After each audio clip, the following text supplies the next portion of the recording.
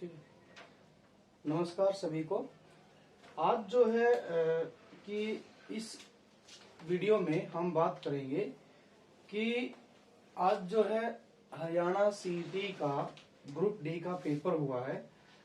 कल भी था, तो कल जो पेपर हुए थे उसकी दोनों शिफ्ट के पेपर मेरे पास हैं और इसमें कुछ क्वेश्चन हिंदी के पूछे गए थे। 10 प्रश्न सुबह थे और 10 ही प्रश्न शाम की शिफ्ट में भी आए थे और दोनों का मेरे पास लेखा जोखा है। आज हम इस वीडियो के माध्यम से, इस लेक्चर के माध्यम से हम इन 10 के 10 क्वेश्चनों में, दोनों शिफ्ट के जो क्वेश्चन है, इनका सही आंसर फाइंड आउट करने की कोशिश करेंगे और ये एक्यूरेट आंसर है इसकी भी हम जांच पड़ताल करेंगे एक्सप्लेनेशन के साथ में कि क्यों यही आंसर होगा। तो चलिए बिना देरी किए शुरू करते हैं। ये है फर्स्ट शिफ्ट का पेपर है, मॉर्निंग का था कल। इसमें 66 से 75 तक जो है 10 क्वेश्चन पूछे गए थे। हर एक क्वेश्चन की एक्सप्लेनेशन के साथ हम आंसर की जो है पूरी जांच पड़ताल करेंगे। तो चलिए शुरू करते हैं। पहला जो क्वेश्चन था, इसमें था पहला क्वेश्चन संबंध कारक पूछा गया था। संबंध कारक, संबंध कारक, कारक का एक टॉपिक है कारक का, और उसमें संबंध कारक जो है कारक का भेद है और इसमें विभक्ति होती है कारक की। संबंध कारक की विभक्ति क्या होती है? का, के, की। का ये पहचान है इसकी, का, के, की। ठीक है। अब बात करते हैं आंसर क्या क्या दिए गए। पहला आंसर है मेरी उम्र 60 वर्ष की है। 60 वर्ष की है। दूसरा आंसर है उसने चोरों को रस्सी से बांधा। रस्सी से बांधा। तीसरा है देवियों और सज्जनों। देवियों और सज्जनों। नेक्स्ट है मधु छत पर बैठी। मधु छत पर बैठी है। कहां बैठी है मधु? छत पर बैठी है। ये था क्वेश्चन। क्वेश्चन के हिसाब से जो है पढ़ते हैं एक एक आंसर।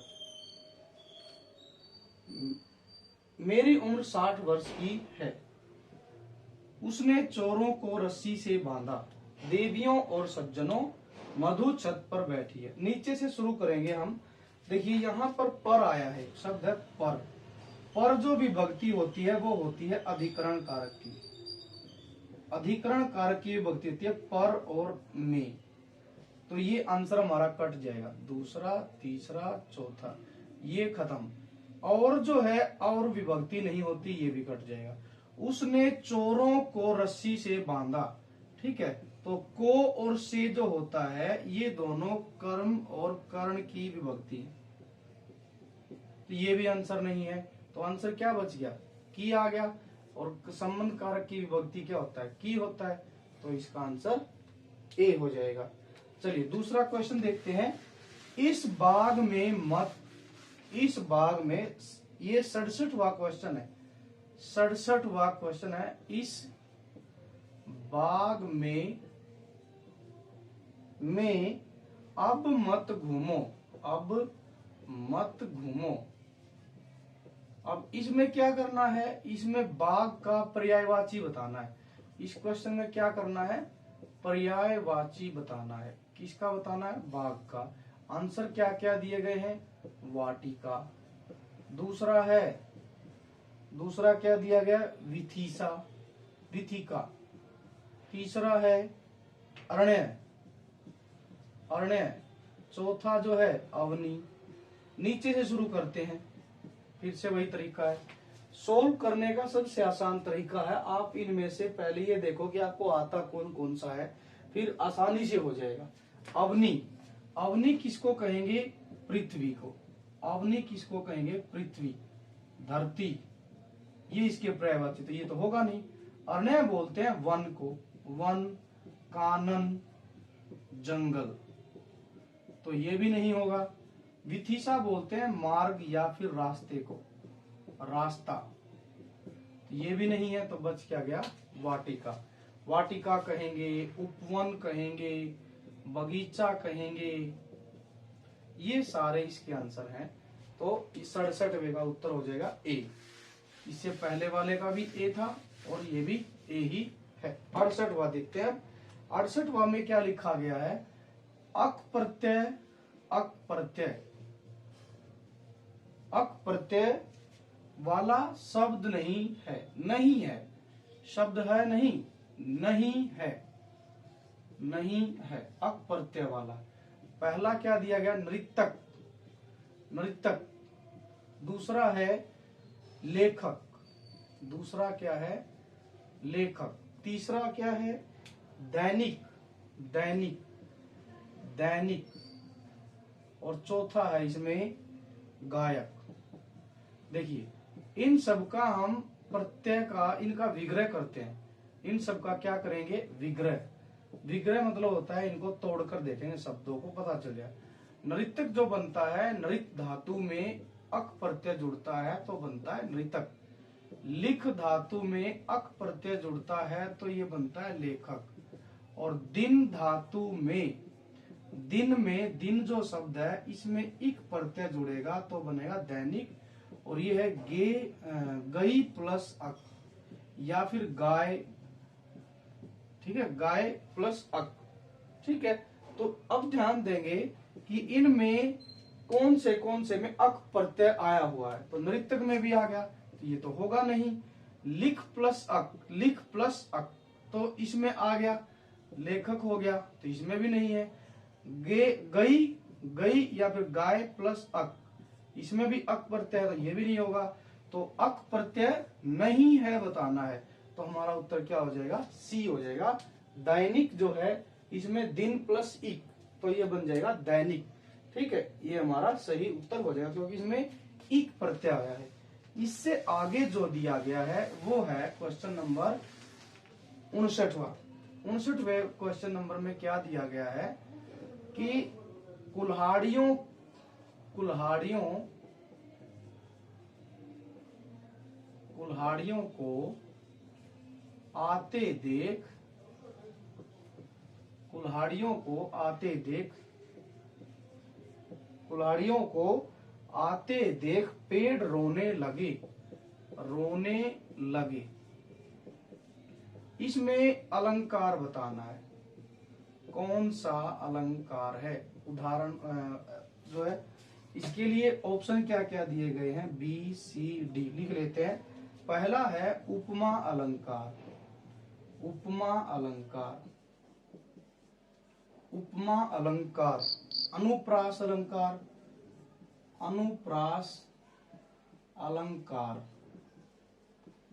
इसके बाद है दृष्टांत अलंकार, दृष्टांत अलंकार। और चौथा जो है मानवीकरण। तो इसमें जो है ध्यान देंगे, ध्यान देंगे तो इस लाइन में एक शब्द जो है, एक दो शब्द ही पकड़ने हैं। पेड़ रोने लगे, पेड़ रोने लगे। देखिए इनसे क्या पता चलेगा, पेड़ जो है वो प्राकृतिक वस्तु है, प्राकृतिक वस्तु है पेड़। और क्या काम कर रही है, भाव क्या है, रोने का काम हो रहा है, रोना। और ये जो रोने वाला जो भाव होता है ये करते हैं मनुष्य। रोने का जो काम है, रोना जो है भाव होता है, भाव क्या, रोना, ठीक है। और ये जो भाव है ये मनुष्यों के द्वारा, ठीक, मनुष्य जाति या फिर जीव जंतुओं के द्वारा की जाती है, ठीक है। तो इस वाक्य में पेड़ जो है मानवीय भाव को ग्रहण कर रहा है, ठीक है, मानवीय भावों को की तरह से ही वो अपना काम कर रहा है पेड़। तो इसीलिए यहाँ पर मानवीकरण अलंकार हो जाएगा, क्योंकि मानवीकरण अलंकार में प्राकृतिक संसाधन जो है जैसे पेड़ पौधे, नदियां, समुद्र, झरना, ये जो चीजें हैं ये मानवीय भावों को या फिर मानवीय गुणों को प्रदर्शित करती हैं। तो इसीलिए यहाँ पर जो है पेड़ों ने कौन सा मानवीय भाव जो है प्रदर्शित किया, रोने वाला भाव प्रदर्शित किया, इसलिए यहाँ पर मानवीकरण अलंकार हो जाएगा। तो ये इसका सही उत्तर है, इसमें हो जाएगा मानवीकरण अलंकार। अनुप्रास अलंकार नहीं होगा क्योंकि इसमें वर्णों की पुनरावृत्ति नहीं हुई है। कभी आप सोचे कुल्हाड़ी और को देख के आप कह दो कि अनुप्रास अलंकार है, नहीं, 2 से अधिक बार एक ही वर्ण आना चाहिए। यहाँ तो 2 ही आए हैं, 2 से अधिक आने चाहिए, तब जाके हम कह सकते हैं अनुप्रास अलंकार है। ठीक है। उपमान अलंकार में तो उपमान की उपमेय से तुलना की जाती है। ठीक है। तो यहाँ पर जो है हमारा आंसर हो जाएगा मानवीकरण अलंकार। आगे चलते हैं, 70वां जो क्वेश्चन है उसकी तरफ बढ़ते हैं। क्या दिया गया है?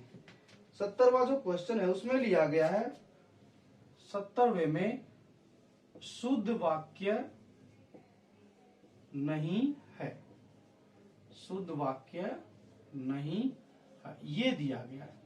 पहला है प्रकृति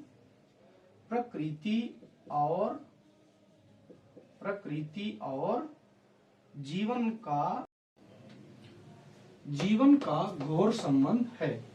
दूसरा जो वाक्य है समुद्र पर नौका तैर रही है। तीसरा जो वाक्य है बच्चे मैदान में खेल रहे हैं। चौथा जो वाक्य है शहरों में प्रदूषण कम हो रहा है। ये जो है वाक्य दिए गए थे। शुद्ध वाक्य नहीं है वो छांटना है, वाक्य नहीं है शुद्ध वाला। देखो, प्रकृति और जीवन का घोर संबंध है, ये जो शब्द दिया गया है घोर, घोर जो शब्द है अपने आप में नेगेटिव वर्ड है, ये नकारात्मक शब्द है। प्रकृति और जीवन के बीच में घोर संबंध थोड़ी है, नकारात्मक संबंध थोड़ी है।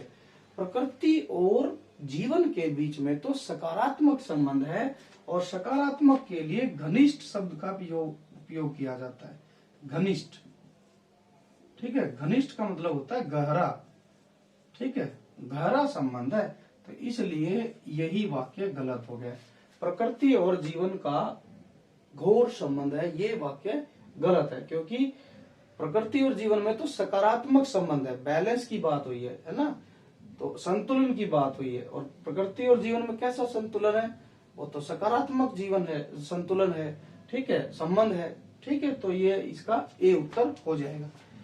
71वां क्वेश्चन क्या कहता है? 71वें क्वेश्चन में लिखा है जिस समास में पहला पद प्रधान हो। 71वां क्वेश्चन है जिस समास में पहला पद प्रधान हो। पहला पद प्रधान हो, पहले को समास में पूर्व पद भी बोलते हैं, पूर्व पद प्रधान हो। ऑप्शन क्या क्या दे रखे हैं देखते हैं हम, ऑप्शन क्या क्या हैं। तो क्रमधारय समास नहीं, क्रमधारय समास नहीं। दूसरा है बहुव्रीहि समास, ये भी नहीं है। इसके बाद है द्विगु समास, और इसके बाद है अव्ययी भाव समास। तो ये समास के भेद हैं। देखो, पहला पद कर्मधारय समास में पूर्व पद प्रधान बिल्कुल नहीं होता है। कर्मधारय समास तो तत्पुरुष समास का भेद है। बहुव्रीहि समास में तो कोई भी नहीं होता, न पूर्व पद, ठीक है, न पूर्व पद और न ही उत्तर पद, दोनों ही प्रधान नहीं होते हैं।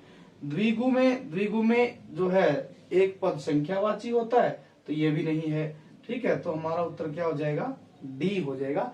अव्ययी भाव समास में पहला पद प्रधान होता है, और जो पूर्व पद होता है वो पूर्व पद जो होता है वो अव्यय होता है। अव्यय मतलब अविकारी शब्द होता है, अविकारी। ठीक है, जैसे इसका उदाहरण है भर पेट, भरसक, आजीवन, आमरण, ये इसके उदाहरण है। ठीक है, भर पेट में पेट भरकर, भरसक में सक भर तक, भरसक मतलब पूरा प्रयास करके, आजीवन का मतलब होता है जीवन भर, और आमरण का मतलब होता है मृत्यु पर्यंत या मृत्यु तक। तो इसमें पूर्व पद प्रधान होता है, तो ये इसका हमारा आंसर क्या हो जाएगा, डी हो जाएगा। इसका 71वें का आंसर है ये। 72वां जो क्वेश्चन है, 72वें क्वेश्चन को देखते हैं। 72वें में क्या दिया गया, वर्तनी पूछी गई है। वर्तनी, 72वें क्वेश्चन में वर्तनी के बारे में बताया गया है। शुद्ध बतानी है, शुद्ध मतलब करेक्ट वाली वर्तनी। चलो देखते हैं कौन सी है वर्तनी। शब्द दिए गए हैं, शुद्धिकरण, शुद्धिकरण, शुद्धिकरण, शुद्धिकरण जो है उज्ज्वल, उज्ज्वल। अभी तक दोनों गलत हैं। तीसरा पहला ठीक है, इसमें ये ठीक है, दूसरा गलत है। तीसरा है मुहूर्त, मुहूर्त, ये भी गलत है। चौथा है पैतृक, ये भी गलत है। पैतृक ये भी गलत है। अब क्यों गलत है इनका देखिए, एक्सप्लेनेशन क्या है। पैतृक को हम ऐसे लिखते हैं, पैतृक ऐसे होता है सही वाला। मुहूर्त में दोनों मात्राएं छोटे ऊ की आएंगी, ये सही है। ठीक है, उज्ज्वल में दोनों ज आधे आएंगे, उज्ज्वल, तो ये भी गलत, ये भी गलत, ये भी गलत। सही क्या बच गया, शुद्धिकरण। शुद्धिकरण का मतलब होता है, शुद्धिकरण का मतलब होता है शुद्ध करने का कार्य, शुद्ध करने का कार्य। ठीक है, जैसे हम हवन वगैरह करा के अपने घर आंगन का शुद्धिकरण कराते हैं। ठीक है, तो वो वाला शुद्धिकरण है ये तीनों तो गलत ही हो गए। इनके सही वाले उत्तर मैंने बराबर में ही लिख दिए हैं। 73वां जो क्वेश्चन है पहली शिफ्ट का, वो देखते हैं अब। 73वें क्वेश्चन में आया है रात एवं संध्या, संध्या के बीच की वेला को क्या कहते हैं। ठीक है, उत्तर क्या क्या दिए गए हैं, गोधुली, गोधुली। दूसरा है गोचारण, गोचारण। तीसरा गौकाल, और चौथा है गौरस। ये दिए गए हैं। इसका जो उत्तर है रात और संध्या, इवनिंग, जैसे हम देखते हैं ना जो है 5 बजे के और 5 और 7 बजे के बीच का जो शाम समय होता है उसको हम गोधुली बोलते हैं। ठीक है, रात और संध्या, संध्या का मतलब होता है शाम, सांझ भी बोलते हैं इसको, है ना। शाम और रात के बीच का जो समय होता है, वो जो समय होता है, अवसर जो होता है, उसको हम गोधुली बोलते हैं। ठीक है, ये इसका सही उत्तर है। अब इससे आगे क्या दिया गया है, निह प्लस आशा, निह प्लस आशा, निह प्लस आशा, निह प्लस आशा से जोड़कर क्या बनेगा। पहला उत्तर दिया गया नियाशा, निह आशा। दूसरा उत्तर क्या दिया गया, नियाशा। तीसरा क्या दिया गया है उत्तर में, निराशा। तीसरा है निराशा, और चौथा क्या है, निराशा, निराशा। तो इसमें जो है ये एक्चुअली जो है विसर्ग संधि का उदाहरण है। पहली बात तो ये, क्योंकि इसमें विसर्ग आ गया, विसर्ग संधि का उदाहरण है। विसर्ग संधि, विसर्ग संधि का उदाहरण है निह प्लस आशा, तो बन जाएगा निराशा। तो इसका उत्तर कौन सा ठीक है, सी इसका उत्तर सही है, निराशा। अगला जो क्वेश्चन है 75वां क्वेश्चन क्या लिखा है, बहती गंगा में हाथ धोना। ये एक लोकोक्ति है, मुहावरा आ गई। ठीक है, लोकोक्ति है और इसका मीनिंग बताना है कि बहती गंगा में हाथ धोना, है ना। हम जो है अपने आसपास में भी देखते हैं कि ये मुहावरा हमारे बड़े बुजुर्गों द्वारा इसका प्रयोग किया जाता है। बहती गंगा में हाथ धोना, इसका अर्थ बताना है। और क्या क्या दिया गया है इसका अर्थ देखिए। इसका उत्तर है अधिक अधिक धन, अधिकाधिक